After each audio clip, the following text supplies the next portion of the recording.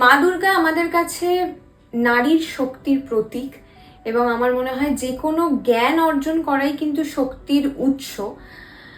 তাছাড়া আমি বলবো সমাজে নারীর ক্ষমতা এবং নারীর অধিকার, সেটা আমার কাছে মনে হয় যে শক্তির একটা রূপ। এবং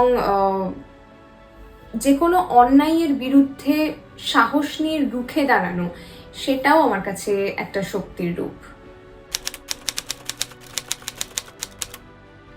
যে কোনো নেতিবাচক শক্তি আমার কাছে অসুর এবং তা আমি অবশ্যই বধ করতে চাইবো। যেমন অশিক্ষা, আমার মনে হয় আমরা শিক্ষিত হলে আমরা সমাজকে আরো বেশি এগিয়ে নিয়ে যেতে পারবো পজিটিভ দিকে।